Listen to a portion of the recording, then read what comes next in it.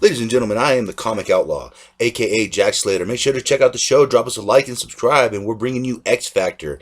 Yes, indeed, it's the original X-Men in their first 1987 comic book, before, and I mean before the reunification in 1992.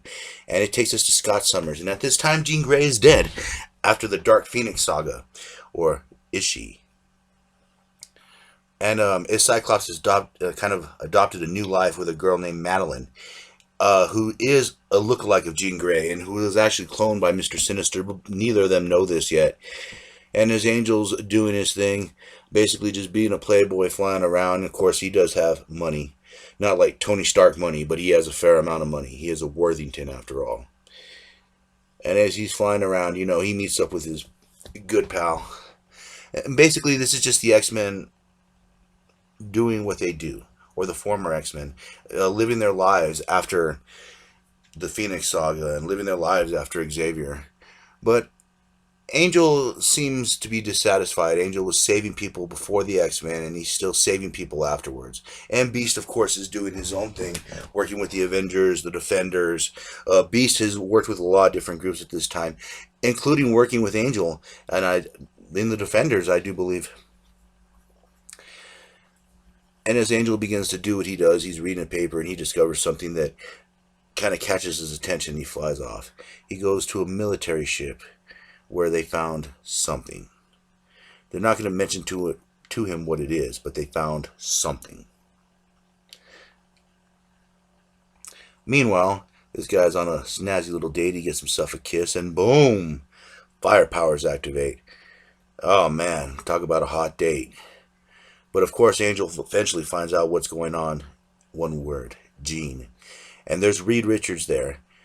And of course, someone attacks Angel purely because he's a mutant.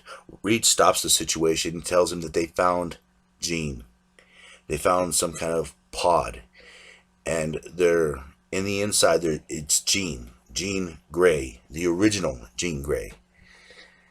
And Angel, of course, is finding this hard to believe. But Reed is Reed, and Reed, when he says something, is usually gospel. So Angel starts hiring these groups to kind of protect Jean and himself. But these guys, it's real anti-mutant. You have to remember, at this point in the X-Men history, it is super anti-mutant.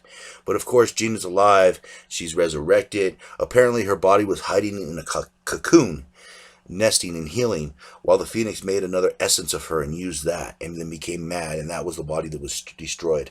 Of course, Cyclops just left his wife and baby and traveled all the way down here to see Jean and Angel.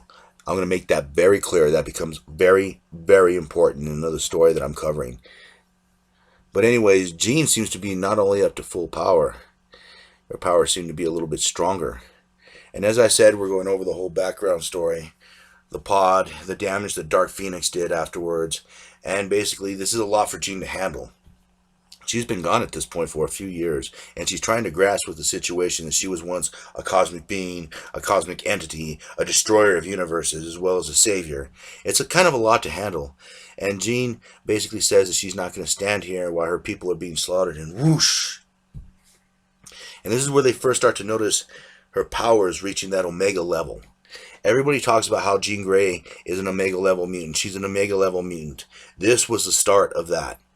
Not the Phoenix, Jean Grey. Two very important distinctions I want to make. And of course, Angel is kind of calling the boys back together, kind of coming to grips with everything. And of course, Hank is doing his science thing. And Hank has his fingers in a lot of pies. He does science. He does superhero work. He does this and that. And of course, they're going to call him in to check out Jean Grey and make sure that she is the real Jean Grey. I mean, who else would you trust in this situation but a beloved friend? And one of the smartest geneticists in the world, I might add. I believe Hank does not get enough credit for his genius-level intellect. Also, he was a replacement member of the Illuminati when Professor X disappeared. So I thought I'd throw that out there. Scott is facing emotional issues right now. He's torn. He's married now. He has a child. And how is he going to explain that to Jean, the real love of his life? Basically, he just married a clone of her. And he's leaving the clone for her. But he's torn right now. He's conflicted. He doesn't know what to do even though he's already doing it. That's my big problem with Cyclops over the years. But anyways, they're getting together and they're talking about a new government team, the XFactor. This team would bring in mutants and not so much arrest them, but in the public they'd be like a police force. But up front they'd be, or in behind the scenes they'd be helping them. Anyways, this man with the fire powers breaks out of the lab they basically took him to and started experimenting him on, and he cannot control his powers, and he's basically just burning everything around him. And it's up to the X Factor, this new team, to stop it. And as you could probably tell at this point, everyone's getting used to each other. Everyone's getting that mojo back together, and they go out and fight this guy, this fire starter. And of course, the military is having problems bringing him down. He's burning everything up in sight. So the team shows up, and like I explained in a What If, this version of X-Men has spent years working together. They know each other's strengths, they know each other's weaknesses. They have planned out moves and moves of attack. So they're starting to strategize. They're trying to keep this guy off balance so he doesn't attack any more than military. And they could try to take him quickly without any one of their members getting hurt. And I love how cohesive X Factor works. These guys know how to be a team. But it may not be enough because he starts using his powers at full. He does one big giant blast, similar to the Human Torch's supernova, but on a lesser scale. And it blows up the mountain. And Cyclops does one big blast, optic blast, to kind of come in and burn all the rocks away. Along with Jean Grey giving a helping hand, the X Factor are able to survive. And not only that, take in this man, give him 2 years of pay from the government, and locate him somewhere else after they teach him how to use his powers. All in all, a good little victory. And plus, Uncle Sam's always fronting the bill, so that's always nice, considering this government of mutant haters. Now, Jean is faced with a situation of trying to get her own life back together. How she's going to fare with Scott, and there's a little something going on with Angel behind the scenes. But what will happen? I don't know. Let's find out in the next issue. Ha ha! Yes, sir. We are doing more than one issue. This is the X Factor series, y'all. And we're moving on. The search for Beast. Someone is looking for Hank McCoy. And I wonder why. But anyways, this comes to a point where different things are happening in X Factor. You have different characters kind of faced off with the different realities of their lives. Namely Jean, who's having nightmares of her situation, her past life, and when the Phoenix took over. And she's just coming to grips with everything that's happened. And she's staying there at X Factor. You know, she's having talks about Magneto. She's having problems with Scott. They just don't seem to be connecting. And Scott, the reason Scott's been distant is he doesn't know how to tell her that he's married, or if he's even going to. Him and Angel, of course, have a discussion. That Angel's just like, "This is not cool, man. You gotta basically crap or get off the pot." You know. That's basically what he's telling him, because Angel would probably like to slip into that too, if you know what I'm saying. But this is the problem. These guys have known each other so long, you know, with working together so long. They know each other's problems, they know each other's weaknesses, and they know each other's faults. Now, Beast and Angel have always been really good friends. Beast actually goes on dates with Angel. You know, they go out together, they party together, and they're just good buds. I always thought they had that Bill and Ted vibe in a sort of way. But anyways, Scott and Jean are having a very meaningful conversation, you know, trying to figure out where the other one stands. And Scott's just being incredibly stubborn and just won't open his mouth and say what he needs to say, which has been a continuous problem. But as Hank's having a little bonding time, you know, getting to know a few people, someone smashes in and decides to crash the party. This big giant is after Hank McCoy and will stop at nothing to have him. But Hank is no slouch. And Hank does have a fair amount of power and gives that guy a nice karate kick. Wow! But anyways, it's not enough. Hank is doing his best to fend them off and try to buy enough time for these civilians to escape. But it may not be enough. And of course, Hank is captured. He's wrapped up into a blanket and he's put into an unidentified car with a mysterious man driving. Scott basically gets the phone call, what's going on, loses it a little bit, and destroys the phone. So they're kind of having a big quest, trying to figure out what exactly is going on. Well, one of their members missing, it just seems strange. But of course, Hank is taken to an area. He's kind of talking with this guy, and this guy is dropping basically just information, that he's here for a reason. He won't tell why. But X Factor is going off into the wild blue to search for their wild blue friend.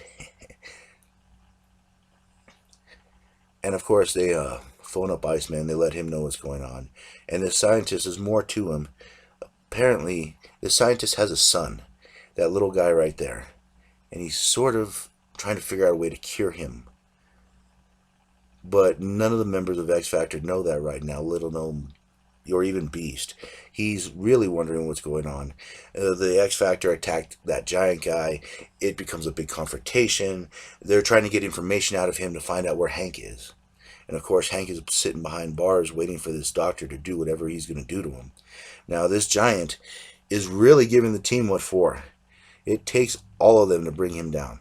It's because of his size, and his size is proportionate to his strength, much like Giant Man or Ant Man, whatever you want to call him now. He's had so many different names, it's ridiculous.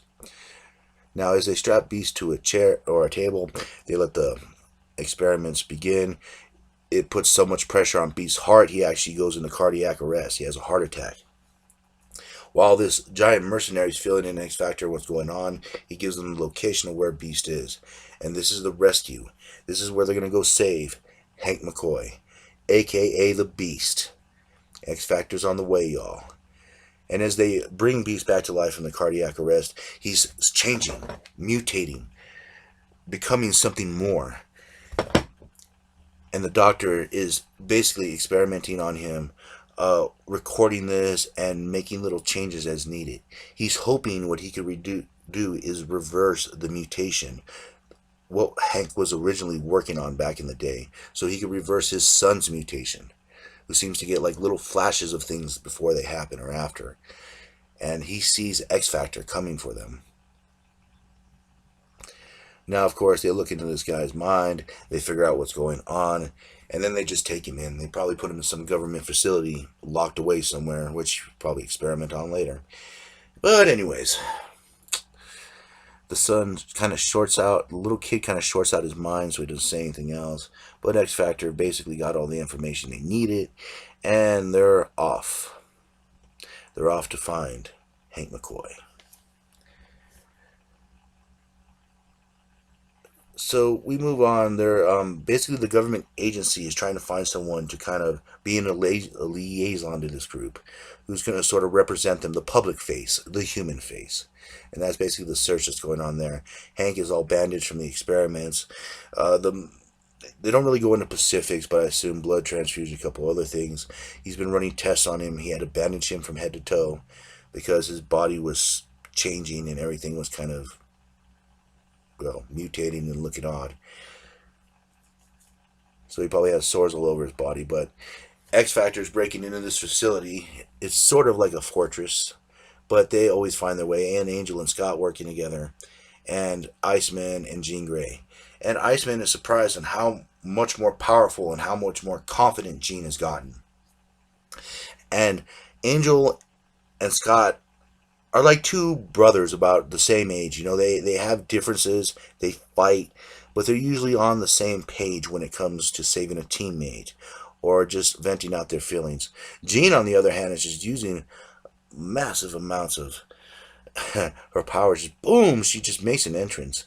And as they make their way down, they go through numerous traps, gas, bullets, soldiers, the typical run-in with the military or semi-military or just basically mercenaries in general. And as they go through, Jean kind of just stops it, boom, knocks out a wall. Her and Iceman decide to go through the elevator shaft. Iceman kind of slides down. Jean uses her powers to levitate down. Now keep in mind, she has telekinesis and telepathy, so she's a double header. You don't know what that is? Google it. Anyways, back to the story. They end up rescuing Beast. The scientist reveals that he was trying to cure his son of his mutation, his situation. And through doing this, he wanted to experiment on Beast to see how much of that formula really worked, because Beast has been changing.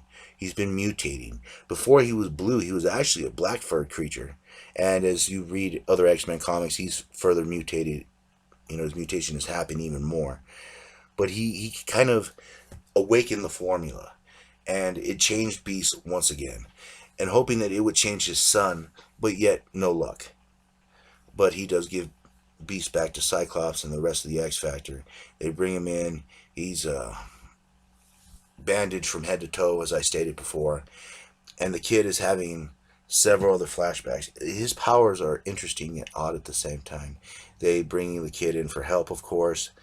Jean and Scott have a little talk, basically trying to figure out where they stand. Do they stand together or apart? But that has to wait because Beast's bandages are coming off, and we discover that Beast is no longer blue. He's no longer furry. He is the OG Hank McCoy. His mutation has become different, but will that stay the same? We'll find out. And I'll catch you on the flip side. Laters.